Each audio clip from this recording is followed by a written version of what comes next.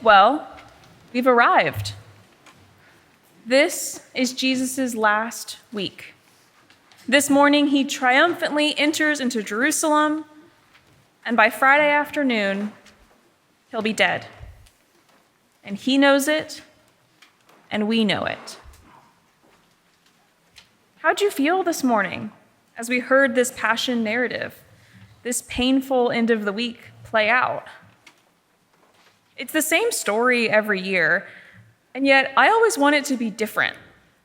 It's like reading back through a favorite book or rewatching a favorite movie and getting to the scene right before your favorite character dies. Wouldn't it be better to just skip ahead a few chapters, fast forward just a couple of minutes, not relive this part again? The betrayal, the pain, the loneliness, the seeming defeat. Wouldn't it be nice to turn away, to skip this week and just go straight to Easter Sunday, to get to the good part, the resurrection, the joy, the Easter egg hunt, and the lilies? We could, I suppose. We could skip over today and this week, and Easter would still be next Sunday. Time would still continue to tick forward. But would Easter mean anything? What good does it do for Jesus to be raised if he doesn't die? What does it mean for us to be reconciled to God if we never noticed we were separated in the first place? What does it mean for Jesus to say, "I forgive you," on Sunday if we weren't still uncomfortable with our role and yelling out, "Crucify him," on Friday? We don't get to fast forward through the hard parts of life. And in the church year, we slow down this week, and we don't fast forward through the hard parts either. We call this week that we're entering Holy Week.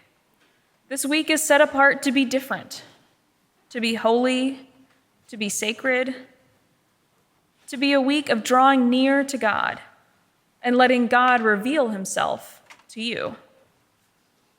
So this week, you are invited to not turn away, to walk this week with Jesus, to live with him through his last week of life.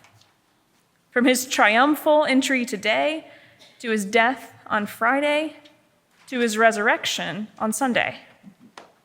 To witness the depths he has gone to show his love for us, you are invited to this Holy Week.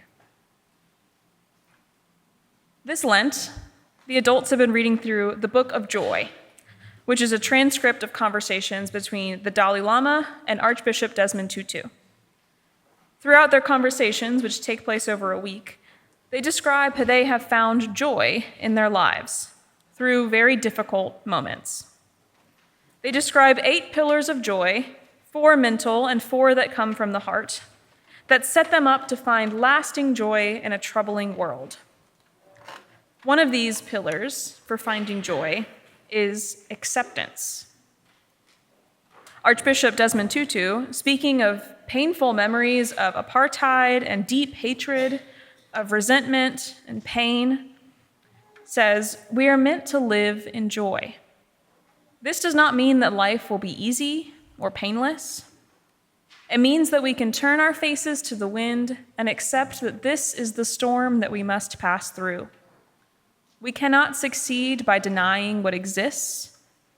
The acceptance of reality is the only place from which change can begin." For us, then, to truly find the joy in Easter next week, to live a life where we can accept that we are loved, that we are redeemed, and that we are set free, we need to face and accept the anguish that this week brings. And so, you're invited. You are invited to this Holy Week. You're invited to join us at Mount Lebanon on Monday, Tuesday, and Wednesday evenings of this week to walk the labyrinth, to slow down, to reflect, to pray, to let God work on your heart and to put aside all of the noise in your mind. You're invited to Maundy Thursday, to the Last Supper, to Jesus' final time of fellowship with his friends, to have your feet washed, to wash the feet of another, to watch the church go dark and all the ornaments be taken away, to sit in the silence, to watch, to pray, to wait, to know that the betrayal is taking place and not be able to stop it. You're invited to Good Friday, to the Stations of the Cross, to walk the last day with Jesus. You can carry the cross, and you can sit in the silence at noon as he suffers and dies. You're invited to observe a Holy Saturday, to sit in that in-between. Jesus has died but has not yet risen. To wonder, what's he doing? Who does he meet again while he's dead? What are the disciples doing on this day? And you're invited to the great vigil of Easter. At this service, we will begin in the dark depths of Saturday and recount the story of us, all of God's people, created in God's image, and yet always turning against God and against each other. We'll hear the story of God's never-failing, never-ending attempts to call us back to him, of his unending love, that he sent his only and precious Son to take on human flesh and to live as one of us, frail and human. And then, after all of that emotion and all of that long week, you are invited to celebrate the resurrection.